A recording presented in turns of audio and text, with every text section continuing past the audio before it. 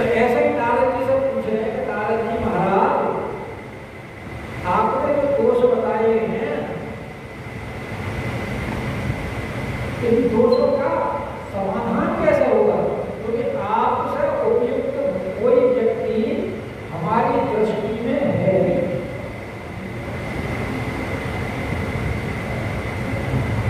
क्योंकि त्रिकाल के सर्वज्ञ तुम, हर गति सर्वज्ञ तुम्हारी। तो प्रभु अब उसका कोई उपाय बताए। तो बोले देखो बात ये है कि जितने भी तुझे देवी वर्ग के दोष बखाने,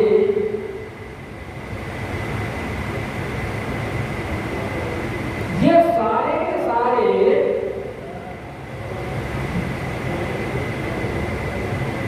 और व्यक्तियों में तो ये दोष हैं,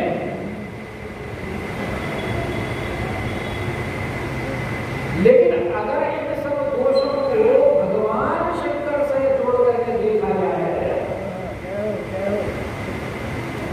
तो वो सारे दोष गुणों में परिवर्तित हो जाते हैं।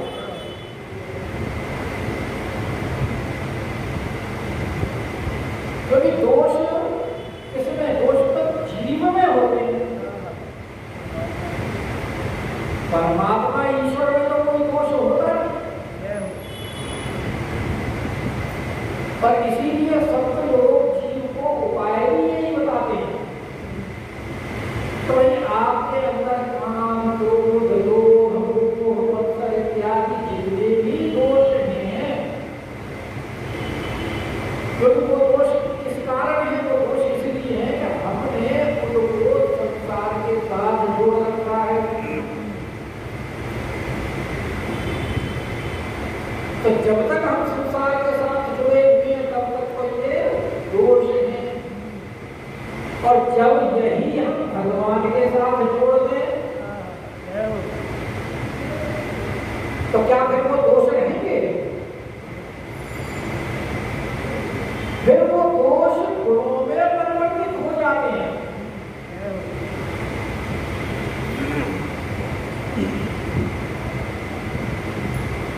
भाई मोह संसार से मत करो, भगवान के साथ करो।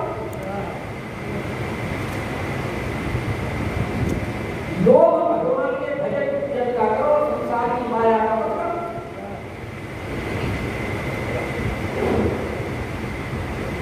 गोस्वामी तुलसीदास ने तो बड़ा स्पष्ट लिख दिया है, आश्रय अभिमान। वो कहते हैं अभिमान बुरा नहीं है, और उसकी कामना कर रहे हैं कि आश्रय अभिमान आने और पूरे। कैसा अभिमान मेरे मन में हृदय में आना चाहिए कि मैं सेवक,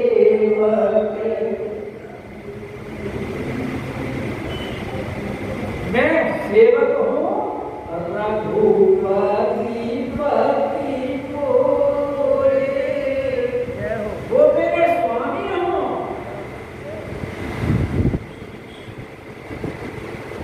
तो जब हम इनको भगवान के साथ जोड़ देते हैं तो ये हमारे लिए कल्याणकारक होते हैं। और जब तक हमने इनको संसार के साथ जोड़ रखा है तब तक ये बंधनकारक हैं। और बंधन भी कैसा? 84 लाख योनि का। पुनरपि जननम पुनरपि मरणम पुनरपि जननी जठरे शयनम। कितना दुष्कर और दुरूह बंधन है। इसीलिए यहाँ नारद जी महाराज समझा रहे हैं भगवान को कि देखो, क्योंकि जो विधि ने लिख दिया और वो मिटाना तो संभव है नहीं।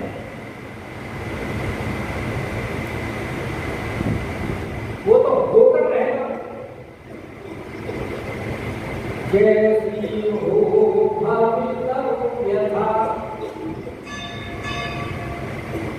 और तैसी बने सहाय आप ही आगे ताई पर और तेरी तहाँ ले जाए। तो भाई होकर तो रहना है, लेकिन जब आपने मेरे से पूछा है तो हमारा पंक्तना तो ये कहता है कि सेवक पही में अनुमानी। हमारे हिसाब से तो अगर इनका विवाह शंकर भगवान के साथ हो जाए तो जितने भी ये दोष हैं वो सारे उनमें परिवर्तित हो जाए कि दोषानुगुण सब कह सब कोई। क्योंकि उसका कारण ये है कि शंकर भगवान जीव नहीं है, शंकर भगवान ईश है, ईश्वर। और ईश्वर का तात्पर्य सामर्थ्यवान। और जो सामर्थ्यवान व्यक्ति होता है उसको कोई दोष नहीं होता।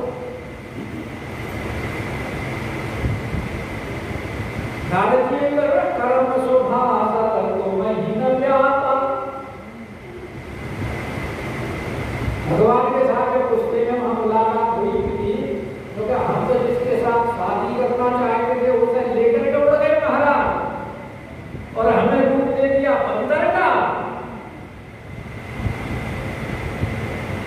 और फिर वो अनाथ शनाथों ने कहना शुरू किया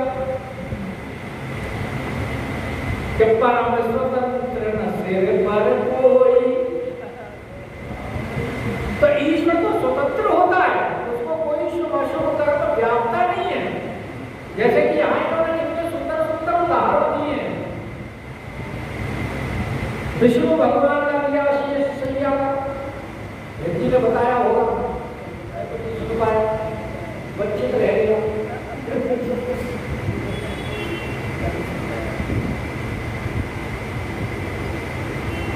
और सूर्य का उपमा है, अग्नि की उपमा है, ये सारी उपमाएं दे करके कहते हैं कि जैसे गंगा है, गंगा में गंदे नाले भी मिलते हैं,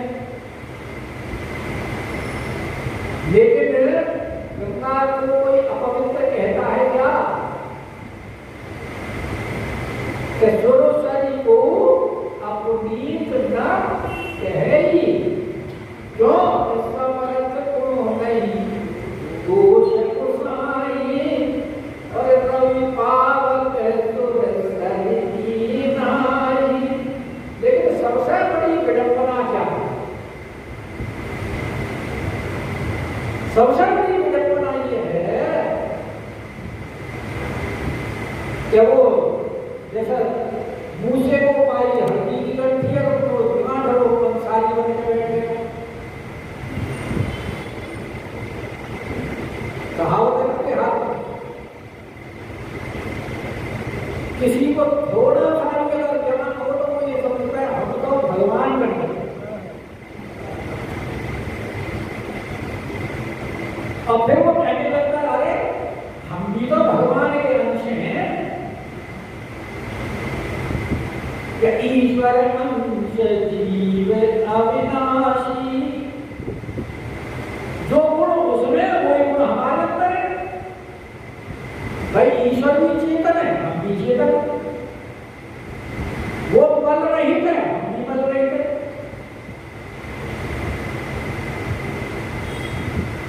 वो भी सहज सुख राशि है और हम भी सहज सुख राशि।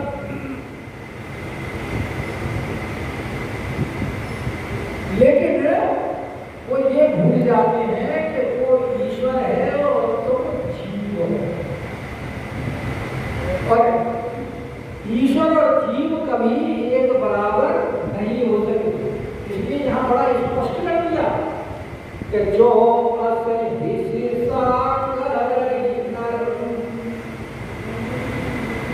अगर कोई इस प्रकार का अभिमान करे, होड़ करे कि हम जीव बन गए,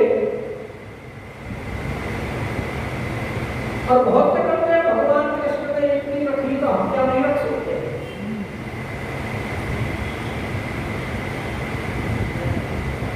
अरे भाई, ईश्वर का जीव का मुकाबला क्या है?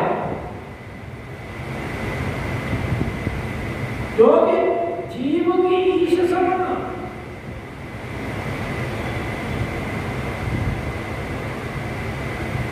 जीव कभी भगवान नहीं हो सकता। जीव जीव रहेगा, ईश रहेगा। मुक्त होने के बाद भी जीव ठीक है, वो माया से अलग हो गया, लेकिन फिर भी वो ईश के अंदर मिल सकता है, ईश नहीं बन सकता।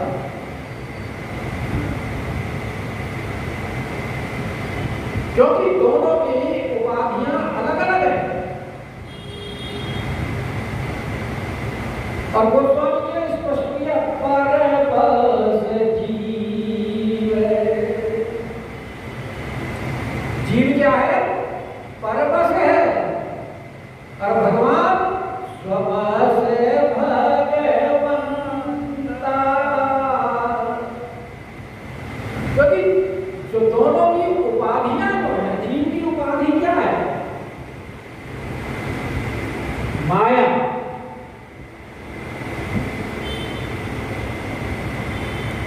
और माया भी कौन सी? योग माया, वो गुण माया। और जीव कौन है? मायाधीन।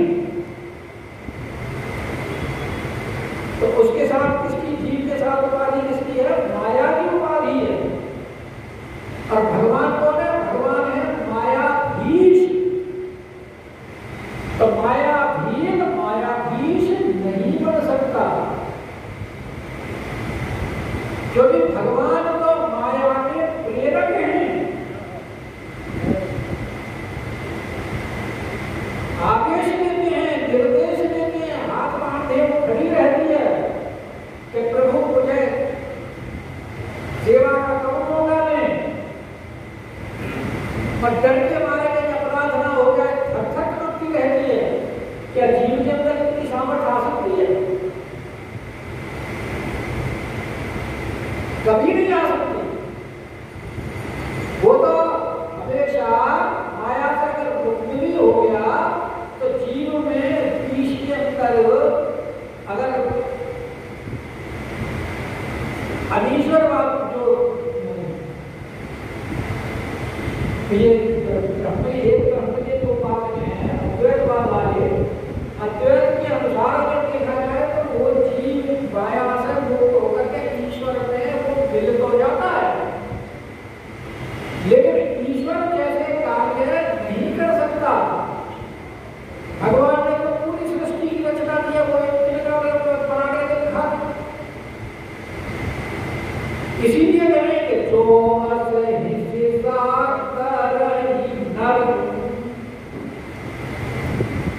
बड़ा स्पष्ट कह दिया। अगर कोई उनके साथ अपनी तुलना करे तो तुलना करेगा, क्योंकि जीव के पास जो शरीर है वो पांच भौतिक शरीर है, और भगवान का तो दिव्य शरीर है। वो तो इससे परे है। तो अगर जीव किसी जीव के बारे में संबंध रखेगा तो वो माया से बंध रहेगा, माया से उसका छुटकारा नहीं है। लेकिन अगर वही जीव ईश्वर के साथ अपना संबंध जोड़ लेगा तो जैसा कि मैंने बताया, गोपियों का ही जैसा उदाहरण दे लीजिए। गोपियों ने भगवान को पति रूप से चिंतन किया, और बल्कि भागवत में तो परीक्षित ने प्रश्न भी किया कि भगवान का जो अवतार होता है वो धर्म की स्थापना के लिए होता है, दुष्टों का नाश करने के लिए होता है। फिर भगवान ने इनकी पराई स्त्रियों के साथ संबंध क्यों रखा?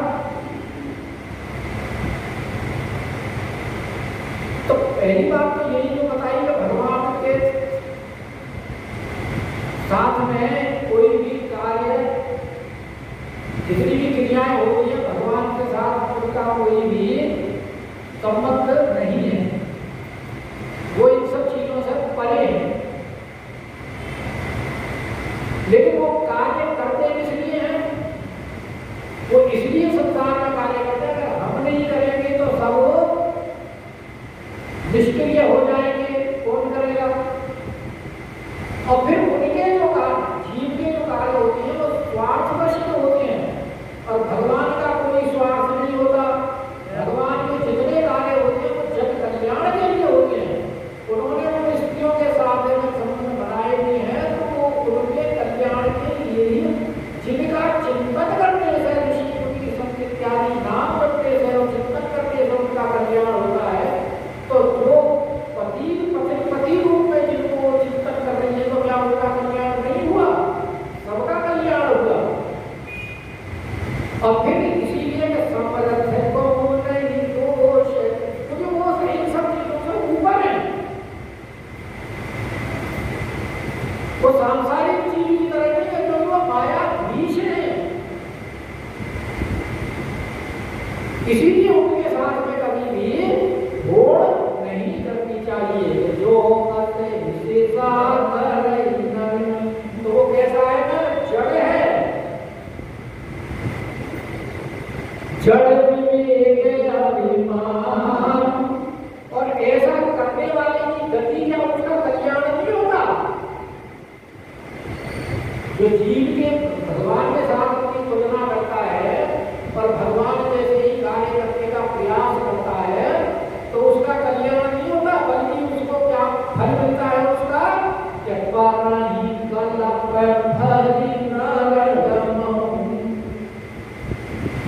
एक कदम तक उसे नरक भोगना पड़ेगा और उसके बाद फिर किस योनियों में जाएगा वो अलग बात। और एक कदम का मतलब ब्रह्मा का एक दिन, और ब्रह्मा का एक दिन कितना बड़ा है वो सब आप लोग जानते हैं।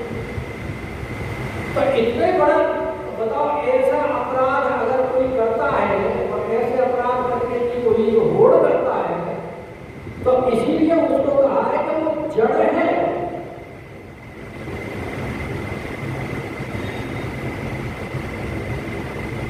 क्योंकि जीव कभी ईश्वर नहीं हो।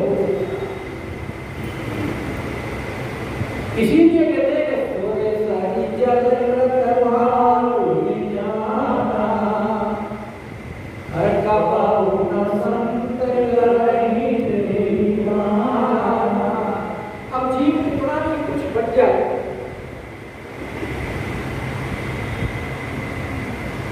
लेकिन रहेगा तो जीव ही ना।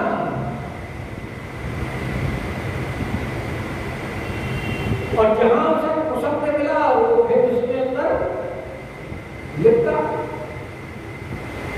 जैसे गंगा जल पवित्र है और तो गंगा जल अल्प मात्रा में लेकर गए और उसमें महुआ इत्यादि गुड़ वगैरह डाल करके उसकी शराब बना, तो क्या वो गंगा जल पवित्र रह जाएगा?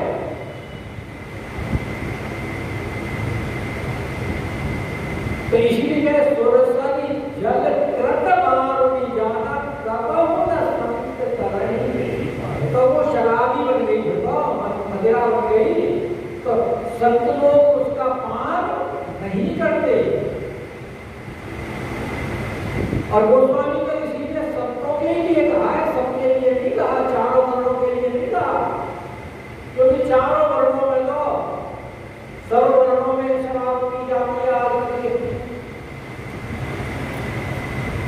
ब्राह्मणों में भी खूब पी जाती है, क्षत्रियों में तो बात ही अलग। आजकल तो एक फैशन ऐसा हो गया है कि जब तक वो ना मिले, जैसे चाय के बारे में छाड़ी, अरे उसमें तो हमारी खादी की चाय अच्छी, ऐसे ही वो चाय का स्थान बाबू मदिरा ने ले लिया। गए थे उसके यहाँ शादी में, सेवा पानी तो इसलिए गोस्वामी जी ने जब 400-500 साल पहले कितने सुधार की बात लिखी है चारों वर्णों में ब्राह्मण वगैरह किसी का नाम नहीं है। संत करही तेरी पाना, क्योंकि जीव अणु है और भगवान विभु है। अल्प के अंदर दोष आने की संभावना होती है और ज्यादा दोष आए तो वो उन दोषों को ग्रस्त नहीं कर पाता। लेकिन अगर समूह में है, विशाल है, जैसे गंगा जी के अंदर तो चाहे मटके के पटके या टीम के टीम जितना मर्जी मदरा डाल दो, लेकिन क्या वो गंगा जी अपवित्र होगी? नहीं होगी। कितने नदी नाले पड़ते हैं। ऐसे ही भगवान जो है वो गंगा जी की तरह है। भगवान को समझिए कि ईश्वर है और जीव को समझिए मदरा। तो जैसे थोड़ा जल जो है वो प्रभावित हो जाता है गुण दोषों से और ज्यादा वो प्रभावित नहीं होता। यही स्थिति जीव और ब्रह्म की है, ईश्वर की है। और इसीलिए दोनों उदाहरण को ले लिए कि अगर थोड़े सुरसरी जल कृत अगर उसकी बात नहीं बनाई जाए तो वो पान नहीं करे जाए। लेकिन अगर वो बट्टे के बीच डाल दी जाए गंगाजल में तो वो गंगाजल पवित्र नहीं होता, उसका वो ग्रहण करते हैं कि सुरसरी मिले तो पावन जैसे और ईश अनीश अंतर में। तो यहाँ जीव नहीं का वो पढ़ना अनीश लिखा है। ईश और ईश का विरोधी अनीश, जो ईश्वर नहीं है। और ईश्वर कौन नहीं है? जीव, जो कि वो माया का वशीभूत है। सो माया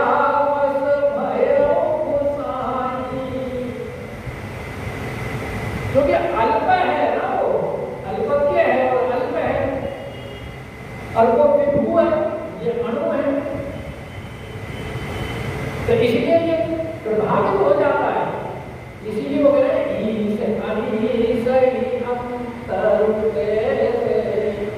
लेकिन शंकर भगवान को ईश्वर ने शंभु से समर्थ भगवान सामर्थ्यवान भी है और भगवान और सामर्थ्यवान के लिए तो पहले ही कह दिया कि समर्थ है तो नहीं दोष तो सान। और भगवान भी है, रोज प्रार्थना करते हैं नमामि शामी शान निर्वाण रूपम। नमामि किसको कर रहे हैं? नमामि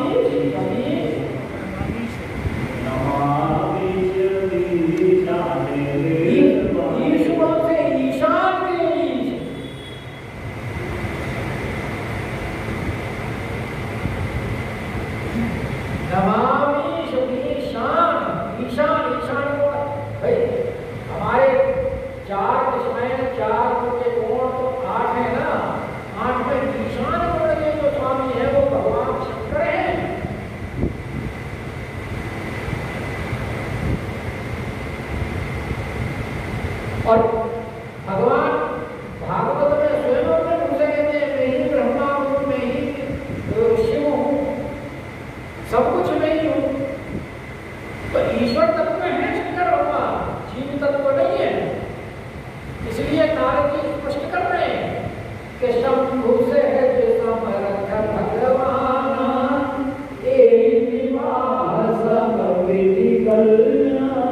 और अगर शंकर भगवान के साथ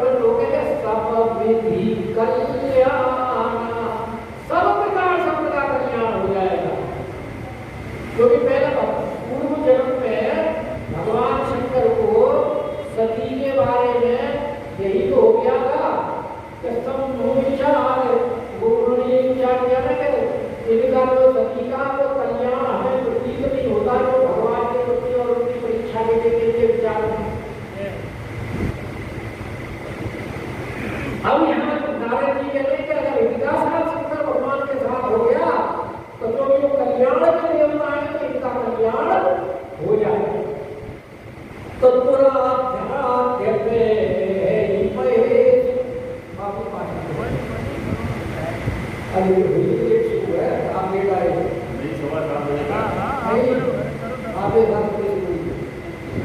पूरी कर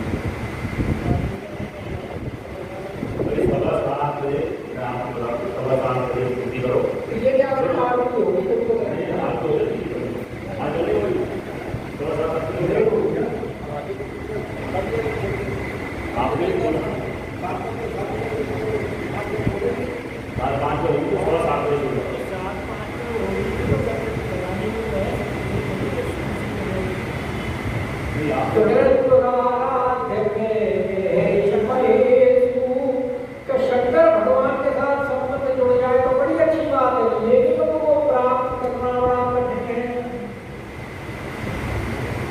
क्योंकि उनके लिए बड़ा प्राप्ति के लिए बड़ा प्रयत्न करना पड़ता है। प्रमाण रावण अपने सिर काट काट के शंकर जी को चढ़ाए, कम प्रसन्न हुए, इतनी कठिन तपस्या की, लेकिन ऐसे कठिन की तपस्या उन्होंने किया, ऐसी बात नहीं है। अगर उनको तुमने तपस्या पसंद कर दिया तो वो प्रसन्न भी बड़ी जल्दी हो जाते हैं, क्योंकि आशुतोष है और आशुतोष तप करोगे तो जल्दी संतुष्ट भी हो जाएंगे, और ऐसे संतुष्ट होते हैं कि फिर तो उनसे जो बड़ी मांग लो सब कुछ। विचारी शंकर जैसा तो कोई दानी नहीं है, और दानी जब देने पर आए तो रुकते नहीं। बताओ उसको जो भस्मासुर था उसने आशीर्वाद मांगा भस्म कर देगा, और उसको दे दिया, और भगवान शंकर पर अप्लाई करने के लिए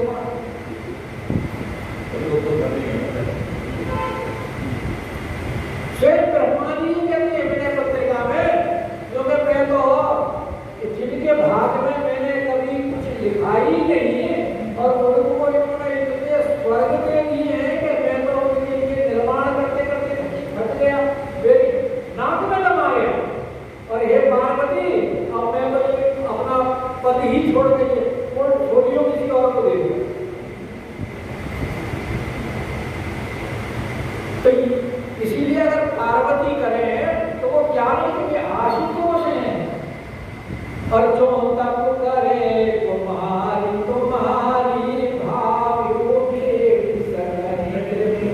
अगर आपकी कन्या भगवान शंकर का की प्राप्ति के लिए तप करे, तो जिसके लिए कहते हैं ना कि जब भाग्य में लिखा हुआ है वो मिट नहीं सकता, तो ऐसी सामर्थ्य शंकर भगवान नहीं है, वो भाभी को भी मिटा देंगे और मिटाई है मार्केटिंग अपनी मिटाई। और जो त्रिपुरासुर जिसका वध किसी से नहीं हो रहा था वो भगवान शंकर ने ही तो किया, तो इसलिए त्रिपुरासुर का उदाहरण दिया सामर्थ्य दिखाई है, सामर्थ्य भावी वाकी को कुछ भी नहीं है।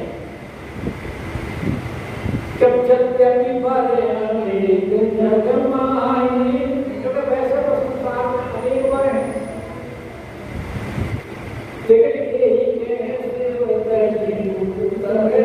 लेकिन इनको शिव जी के अलावा और कोई दूसरा नहीं है।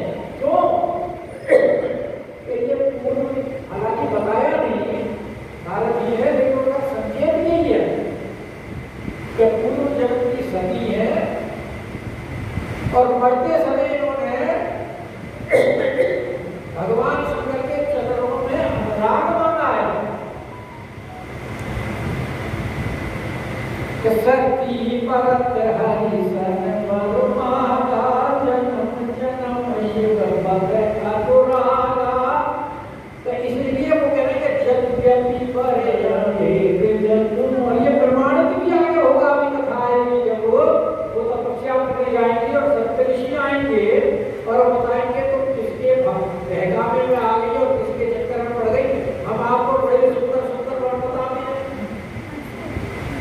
लेकिन वो कहते हैं क्या कर मन रम जाई शरण ताई तेरी शरण काम।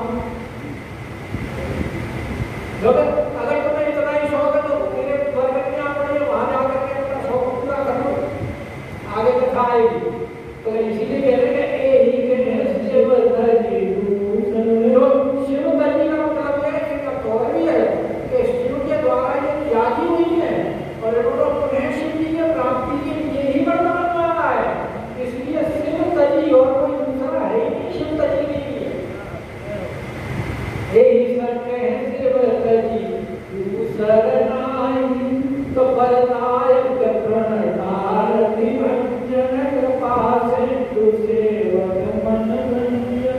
तो भगवान शंकर फल देने पर आते हैं तो अपना सर्वस्व लुटा देते हैं। शादी में जितना भी दहेज देंगे हिमवान जी सिर्फ एक पार्वती मुझे पास रहती है, बाकी सब नहीं लुटा करके देते। बताओ ऐसा दानी कोई देखा है? अपने दादिया के साथ और पार्वती को लेकर के पहुंचे कैलाश में विवाह के बाद। तो वरदायक प्रणतार और शरणागतों के दुखों के नाश करने वाले हैं, कृपा से तुझे सेवक मन और कृपा के तो समुद्र है। बस एक बार ये जहां प्रसन्न हुए फिर तो सेवक की प्रसन्नता समझ लो, उसमें किसी प्रकार की कोई कमी नहीं रहने देती। और इच्छित फल बिनु सेवया